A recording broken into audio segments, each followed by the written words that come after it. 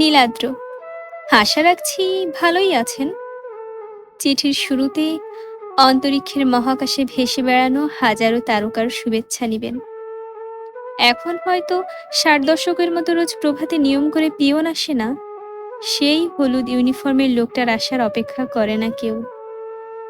তখন সবাই কি সুন্দর প্রিয়ের চিঠির অপেক্ষা করত। এখন এসবের অনুভূতি আমরা উপলব্ধি করতে পারি না। আপনাকে নিয়ে কি লিখব? আপনাকে নিয়ে লিখতে বসলে আমার হৃদয় জুড়ে অদ্ভুত রকম এক তরঙ্গ সৃষ্টি হয়। শব্দেরা হৃৎকাননে লুকোচুরি খেলে, বাক্যেরা মুক্ত বিহঙ্গের ন্যায় নীরব অন্তরিক্ষের বুক চিরে ডানা ঝাপটে ফের বিস্তৃত দিগন্তে মিলিয়ে যায়।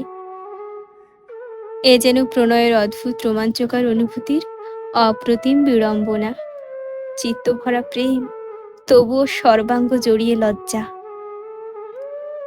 আপনাকে নিয়ে আর লেখা হয় না। আমি যথোপযুক্ত শব্দহীনতায় ভুগি।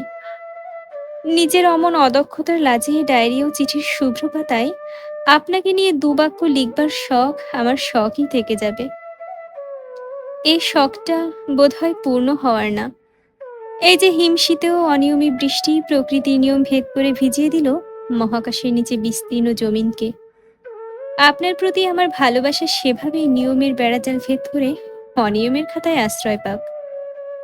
এই যে বিদঘুটে রজনীর শেষ প্রান্তে আপনার নিশাচর হওয়া, ঘোর সন্ধ্যায় আপনার সন্ধ্যা মালতী হওয়া, কিংবা আষাঢ় মাসের ঘনঘটা দুপুরে ডাকপিয়ন হওয়া আমায় খুব ভাবায় জানেন। যদি কবি হতাম অথবা সাহিত্যিক, তবে আমি আপনাকে উপন্যাসের সবচেয়ে সেরা স্থানে ঠাঁই দিতাম। আমি যে আপনার মায়ায় অসম্ভব রকমভাবে আটকে গেছি টের পান। আমি আপনার কথার মায়ায় পড়েছি, চাহনির মায়ায় পড়েছি, হাসির মায়ায় পড়েছি, আপনার সরলতার মায়ায় পড়েছি। আপনাকে নিয়ে আর কি লিখব? আপনি তুলনাহীন। আপনাকে লিখে কখনো শেষ করা যাবে না। অবশেষে একটা কথাই বলবো, সবকিছুর মায়া কাটানো গেলেও কথার মায়া কাটানো যায় না। সত্যি আমি তা পারিনি। তাই আজও আপনার কথা ও নিঃশ্বাসের মায়ায় জড়িয়ে আছি। আজ আর নয়। আল্লাহ আপনাকে ভালো রাখুক। ইতি প্রিয়ন্তী।